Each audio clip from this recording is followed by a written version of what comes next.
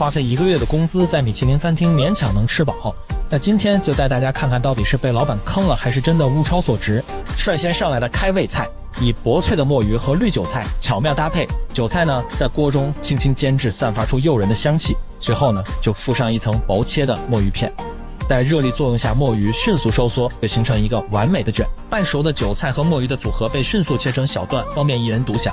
那么一口下去，韭菜的清新与墨鱼的鲜美完美融合，口中的清脆与鱼香瞬间涌现。接下来是一份蒜香味扇贝配洋葱，淋入少量橄榄油，唤醒蒜蓉的芬芳。随着热油慢慢包裹着每一颗扇贝，其表皮逐渐染上了金黄色，蒜香渗透至其最深处，带来了一种难以抗拒的诱惑。精确的火候不仅锁住了扇贝的鲜美，还在每一口中留下了草本香料的余韵，为这道菜肴的味道增添了一层更深的纬度。享用这样一道菜，仿佛可以感受到海浪的拍打，让人在炙热之中尽享鲜美。随即而来的是红薯与黑虎大虾呈现的组合，黄油温柔地解开了食材间隐秘的纤维，唤醒了虾肉内部的活力。在熟练的烹饪手法下，虾肉的颜色逐渐转化为诱人的橘黄色，每一只虾都被烹饪到了鲜美的极致。这一连串的完美操作不仅令在场的食客大饱眼福，更让虾肉的味道自身充分展现。无需赘述，这种7分素材与3分肉类的搭配，恰到好处地维持了铁板烧的优雅与高端，正是烹饪艺术中的一种巧妙平衡。压轴登场的是这家餐厅的招牌菜青葱沙朗牛排。首先，大厨先利用黄油来凸显青葱的新鲜，慢火细致的煸炒，以保留其清脆口感和独特风味。最后，柔嫩的牛排被迅速投放到炙热的铁板上。此时，黄油和香草的香气已经融合洒在牛排表面，既增添了香气，又提升了色泽。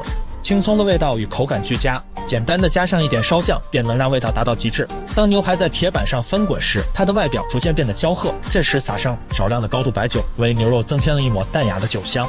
最后，牛排被切至5毫米的厚度，露出其内部透红的肉质，如同最精致的瓷器。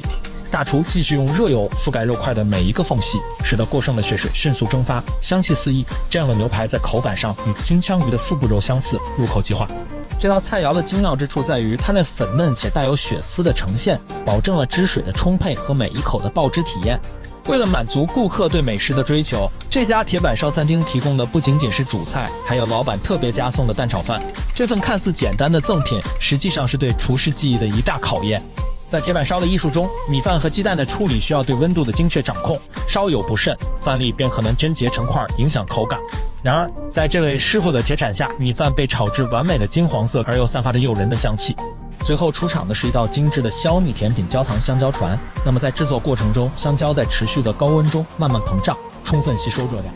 烹饪的高潮来自一把熊熊烈火，迅速使香蕉内部的食材断生，伴随师傅一刀戳破，释放出浓郁的焦香。随着糖浆在锅中翻滚变稠，它逐渐覆盖了香蕉，增加了甜品的风味层次。香蕉本身在这个过程中变得软糯而顺滑，带着自然的香甜和丰富的香气。为了增加口感的对比，这道甜品搭配了冰淇淋，制造出一种冰火交织的感觉，每一口都令人惊喜，颠覆了传统对香蕉的味觉期待。那么屏幕前的观众老爷们是否愿意白干1个月而这样享受一次呢？